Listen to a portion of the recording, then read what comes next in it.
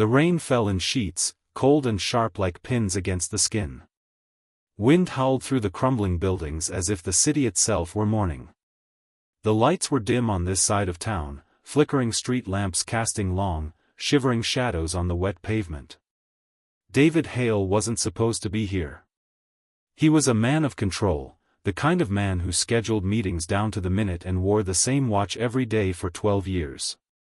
A billionaire by fortune, but not by birth. Everything he owned, he earned. Every mistake, he remembered. But tonight, something pulled him to this place. He parked his black SUV beside the collapsing fence, engine still running. The building ahead, the old Westgate orphanage, looked like it might collapse under the weight of its own forgotten past. He had bought the property 2 weeks ago, planning to tear it down and replace it with a shelter for abused children. A fresh start, he had thought. But this place didn't want to be forgotten. He opened the car door, stepping out into ankle-deep water. The wind grabbed at his coat. He glanced at his watch, 9:47 p.m. He should have turned around. But then he heard it. A sound that didn't belong. A soft cry. Faint, but real. David turned his head, holding his breath. Nothing. Then again, this time clearer. A child's sob, hidden under the rush of rain. He narrowed his eyes toward the building's rear wall. Behind the broken dumpsters, next to a pile of soaked cardboard. He stepped closer, boots splashing. The air was thick with rot and mold. And then, he saw her. A little girl. Soaked to the bone. Knees pulled to her chest. Barefoot.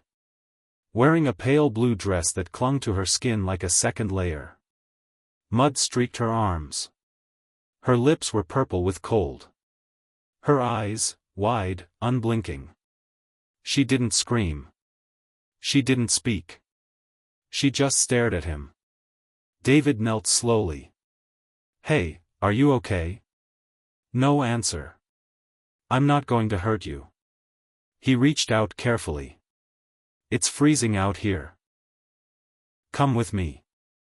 I'll get you warm." Still nothing.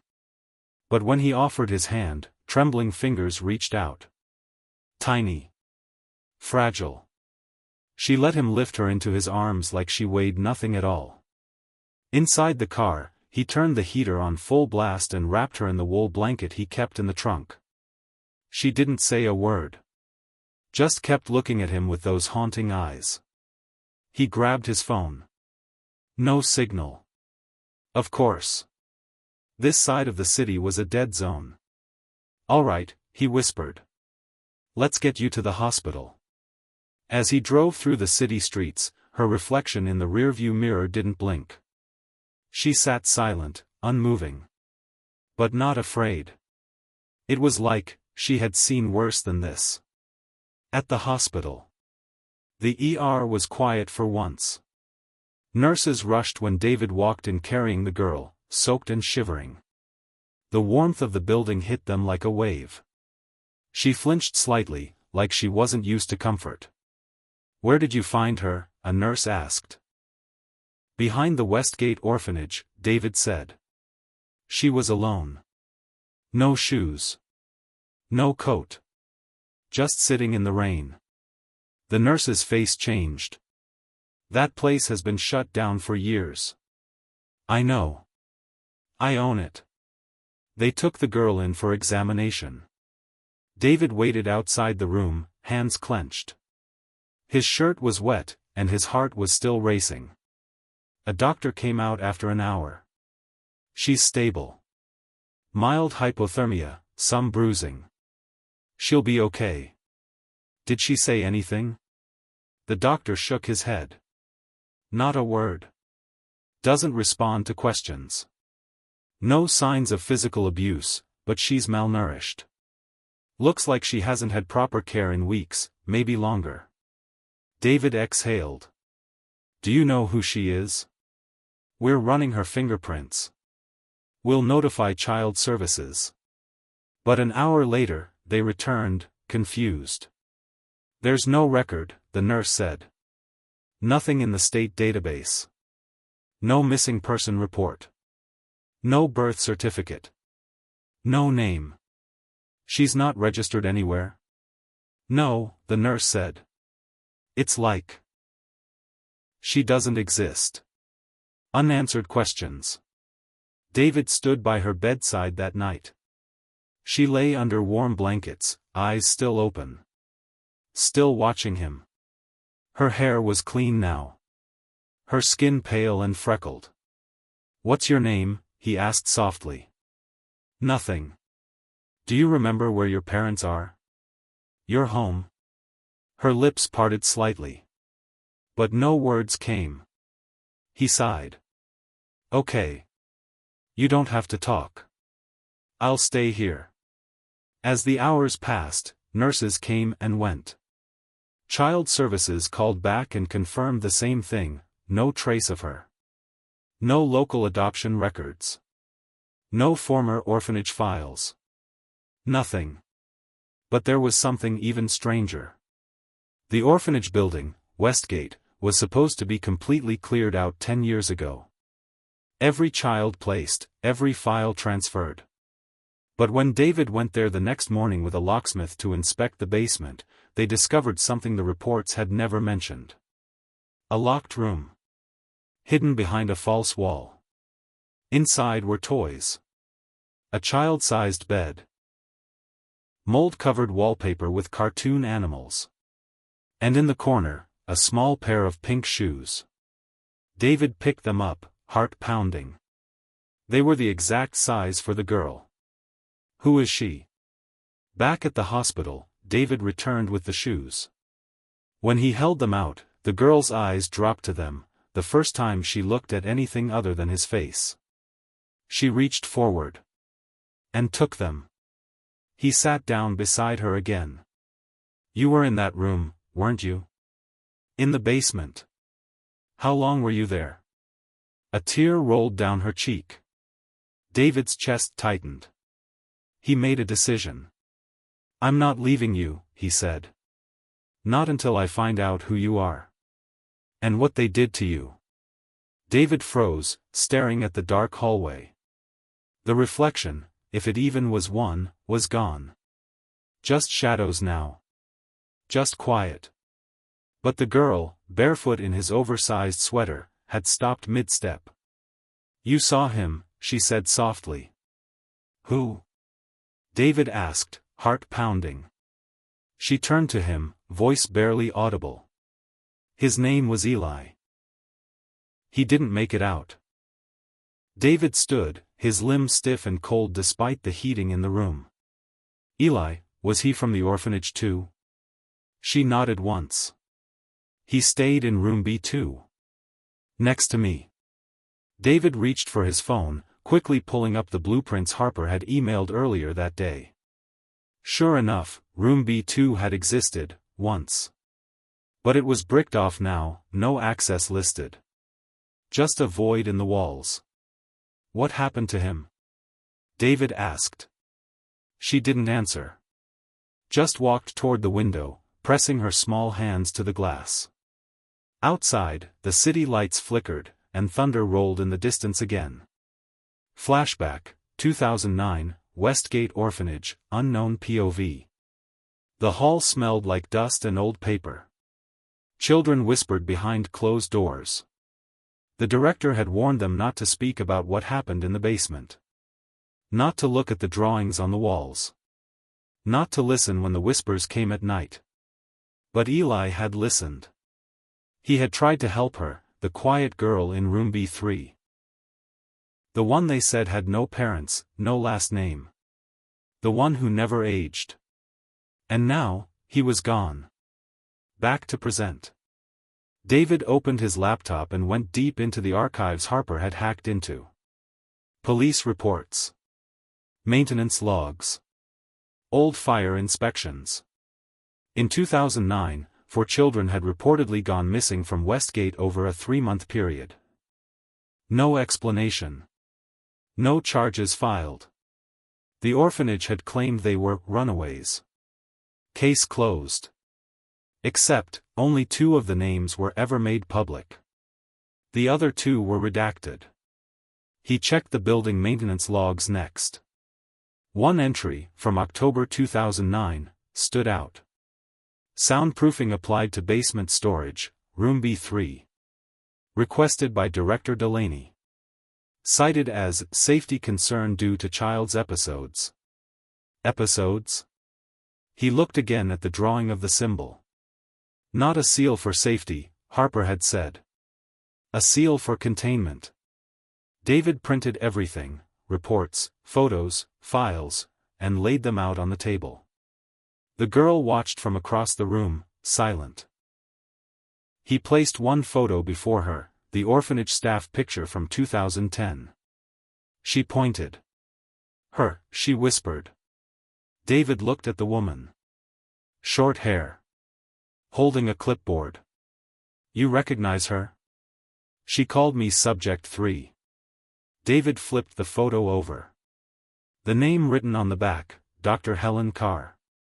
Child Behavior Specialist. Employed, 2007 to 2012. Bingo. Still alive? David muttered. He ran a background search. Yes. Living under a different name now. Changed her identity. Private practice in northern Vermont. He looked at the girl. Would you come with me? She nodded. Trip to Vermont, Dr. Carr's house. It took a day to arrange everything. David chartered a private flight. The girl remained quiet, but she never let go of the envelope holding the Westgate photo. By the time they arrived, the Vermont landscape was thick with fog. Dr. Carr lived alone. A quiet cottage tucked in pine trees. David knocked, girl in hand. The woman who answered was older, her eyes tired. She froze the moment she saw the child. Oh my God, she whispered. You know her, David said. Dr. Carr didn't deny it. She ushered them in, locking the door behind her. I never thought I'd see her again, she said. She was found in the basement. Room B3, David said. The doctor's eyes widened. That room was sealed. You were never supposed to find it. Who is she? Dr. Carr sat down. Her name was never officially recorded. We called her Subject 3 because she was the 3rd child we received under a special government contract. David's jaw clenched. A what? The government was experimenting with trauma isolation, trying to create psychological resilience in war orphans. They sent 3 children to us under code names. But Subject 3 was different. She didn't age. She did, Dr. Carr said, voice trembling. Just slower. And she remembered everything. Every child who came, everyone who disappeared. She never forgot anything. And they said she sometimes saw things before they happened. David looked at the girl, who stared calmly at Dr. Carr. She warned me, he said. She said someone was watching. Dr. Carr nodded. She's not the one in danger. You are. David turned to look into the forest where she pointed. Black trees twisted in the wind, soaked with rain, creaking like old bones. You want me to go in there? He asked. She nodded. That's where Subject 1 was buried. Where they hid the real experiment. David didn't move. The wind was so loud now it was hard to think. Behind them, lights flickered in the cabin. A loud crack sounded as something struck the roof. Harper ran to the door. What are you doing? Get inside. We found something, David shouted back. There's no time, someone just cut the power. David froze. The girl whispered, they're here. Inside the cabin, moments later. David and the girl raced back into the cabin, drenched. Harper had already pulled the blinds and locked the doors. We're compromised, she said. At least 2 people on thermal cams. No vehicles. They're moving low. Mercs? David asked. Harper nodded grimly. Most likely. And not local. I'm shutting everything down. We go dark. The girl sat on the floor by the fireplace, staring into the flames. David kneeled in front of her. You said Subject 1 died in the woods. Is there anything out there? Something they need? Yes, she said. But they're not looking for it. Not yet. Why not? They think it's already lost. That's why I was sealed. David frowned. You're the backup plan. She nodded. Midnight attack. Just after 3:30 a.m., the front window shattered. Harper screamed, diving behind the couch as a canister rolled into the room. Smoke bomb. David grabbed the girl and ducked low, dragging her to the back hallway. 3 dark figures burst into the room, black gear, face masks, silenced weapons. Harper pulled a lever by the bookshelf. A hidden door creaked open behind the study. In there. Go, she yelled. David dragged the girl into the hidden passage, Harper behind them. The tunnel was narrow, winding under the cabin into the forest beyond. David didn't ask how Harper had known to build it. He was just grateful. Into the forest. They emerged a mile out, near the edge of an old logging road. The girl tugged David's sleeve. This way. She led them deep into the trees, far from any trail. After half an hour, they came upon a moss-covered stone wall, remnants of something old. This was where they kept the original subjects before the orphanage, she whispered. Harper looked around. There was a lab here? No. A trial zone. A place to test if trauma enhanced memory. They brought Subject 1 here during a storm just like this.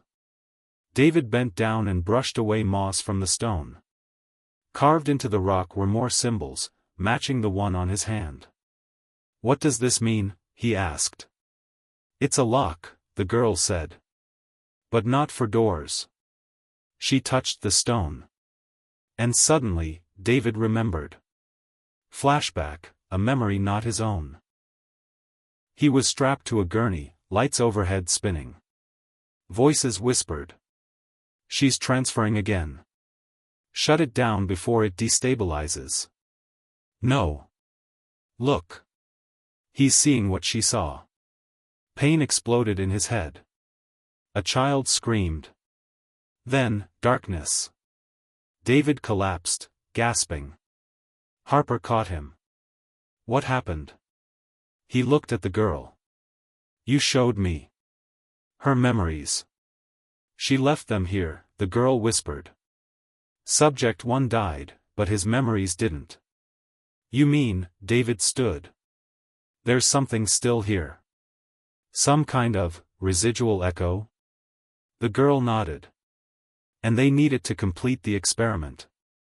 To make the memory transfer permanent. David turned to Harper. We need to extract whatever's in that stone. Harper looked grim. We'll need tech. And time. Neither of which we have. From the distance came the faint sound of a drone. Too late, Harper said. They're triangulating us. David crouched behind the wall, still clutching the glowing crystal. The thudding of helicopter blades grew louder, drowning out his heartbeat. Rain fell in heavy sheets, turning the forest floor to mud. The girl didn't speak, but her hand tightened around David's coat. She was scared. Not just of the men with guns, but of what she carried inside her. Harper reloaded her sidearm. We need to move. If they land, we're dead. They'll follow us, David said. They won't stop until they have this. He held up the crystal. And her. Harper's voice dropped. Then we get her out. We split up. No, the girl said suddenly. They want separation. That's how they erased the others. One by one. David looked to Harper. We fight together. Lightning split the sky. The chopper appeared overhead, a dark shape against the storm. A searchlight flicked on, cutting across the forest. It swept over the wall once, then circled back. They see us, Harper said. David turned to the girl. Can you use it again? Like before, with the agent? She hesitated. It takes from me. But I can try. Don't push yourself, he said. She stepped forward into the beam of light. Up in the helicopter, 2 agents leaned out, rifles aimed. The girl raised her hand. The mark on her palm flared. The searchlight flickered. Inside the chopper, one of the agents screamed, then stumbled back, firing his rifle wildly inside the cabin. The pilot swerved. The chopper tilted, then spun. David pulled the girl back as the chopper banked hard to the left, clipped a tree, and crashed behind the ridge with a deafening explosion. The ground shook. Harper looked stunned. She brought it down. The girl was swaying on her feet, pale as bone. David caught her before she collapsed. You're okay. I've got you. No, she whispered. I saw something in them. They weren't just after me. They were running too. Harper knelt. Running from what? The girl looked up. From the thing they created. Meanwhile, underground facility, unknown location. In a sterile white chamber far away, a man in a gray suit watched the monitors. Flames consumed the feed from the helicopter camera. Static hissed. Sir, a technician said nervously, we lost Alpha Team. The man didn't blink. Expected. We also lost contact with Echo Team. No signal from the cabin. He turned to another screen. A slow biometric pulse blinked red. Subject 3 remains active. The shard has been removed. Should we initiate Omega Protocol? He smiled faintly. Not yet. Let her come to us. Back in the forest. As dawn broke, David helped Harper set up a temporary camp in the shelter of a rock overhang. The girl slept, curled in a blanket, the crystal held to her chest. Harper built a fire with trembling hands. She's more than just a memory experiment, Harper said. She's a weapon. Or a vault. Maybe both. David nodded slowly. And we've just broken the last lock. They sat in silence for a moment. Then David said, she mentioned something. That the agents were afraid of something they created. Something worse than the project? She didn't say, David said. But it's coming. The fire cracked. Harper leaned forward. What's in that shard? I don't know. But when I touched it, it was like the memory wasn't just playing, it was rewriting me. Like I lived it. Harper looked shaken. That's not memory. That's possession. David glanced at the sleeping girl. She's stronger than she looks. But she can't carry this alone. He took a deep breath. I'm going to take the shard back to where it started. Westgate. If there's anything left, that's where we'll find it. Harper hesitated. That place was torn down. David shook his head. The building maybe. But not what's underneath. That night, another visitor. David couldn't sleep. He walked to the edge of the trees, where fog rolled low over the earth. And there, in the mist, he saw a figure. A tall man. The same man from the hallway camera. The one from the girl's memories. David raised his flashlight. Who are you? The man didn't move. He wore a long black coat, soaked in rain. His face was partly covered, but his voice was calm. You don't understand what she is, he said. Then tell me. She's the last imprint. The final record of the experiment. And the only one who still remembers all of it. David stepped forward. Why erase the others? Why silence them? Because we made a mistake, the man said. We gave memory form. And form fights back. David frowned. You're with them. I was, the man said. Until I saw what they buried. He turned and began to walk into the fog. Wait! David shouted. What did they bury? The man didn't stop. The first real echo. It never died. And now, it remembers you. Then he vanished. The weight of the crystal was more than physical. As David held it, his knees buckled. The memories poured in, more than he could bear. Children screaming in empty rooms. Doctors whispering behind glass. Files marked failed and burned before they could be read. And then, silence. The memory of erasure. David fell to the floor.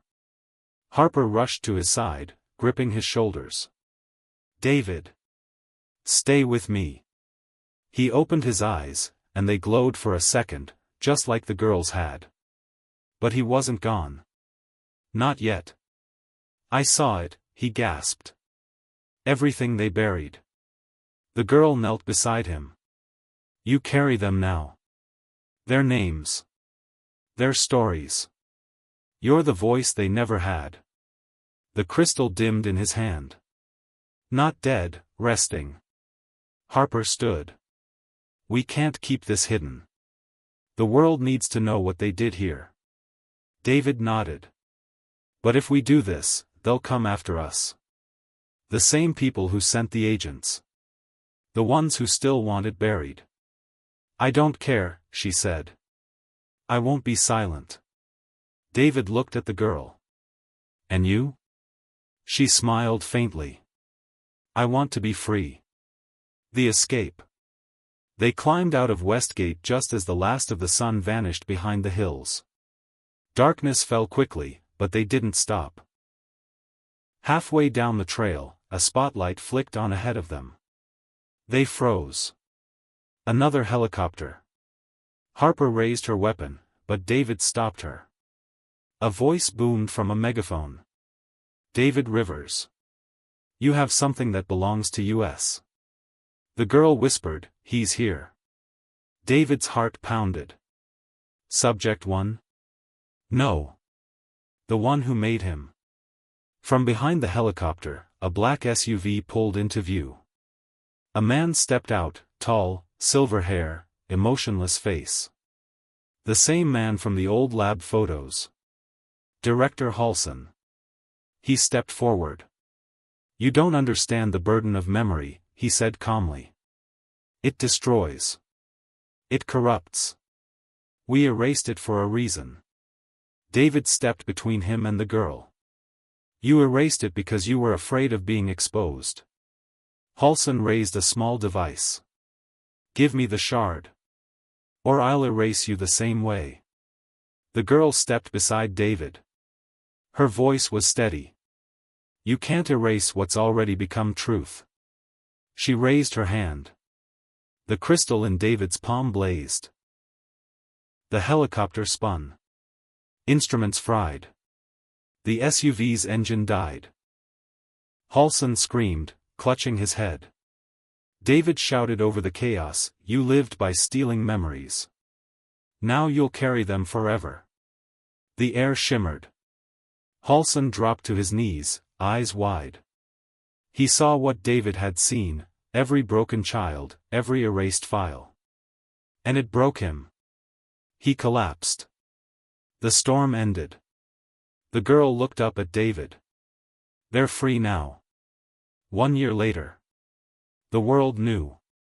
David released the footage, the files, the testimonies. Names of lost children, long erased, were spoken again. Faces once wiped from memory were painted on murals, written in books, etched into stone. The girl never gave her name. But people called her Echo. Harper disappeared, off-grid, always watching, always listening. She left only one note behind. Some things are too sacred to keep locked away. David lived quietly near the coast, teaching, writing. The crystal stayed with him, though it no longer glowed. It didn't need to. One morning, he stood at the edge of the ocean. The breeze was cold. A small hand reached into his. She was still with him. "I had a dream," she said. The children were singing. They weren't afraid. David smiled, tears in his eyes. "That's because they were remembered." She looked up at him. "Thank you, for seeing me." He knelt beside her. "You were never invisible. You were just waiting for someone to listen." Final words. In a world obsessed with forgetting, the greatest rebellion is to remember. The echoes of truth can outlive the lies that try to bury them. And sometimes, the smallest voices carry the loudest stories. The end.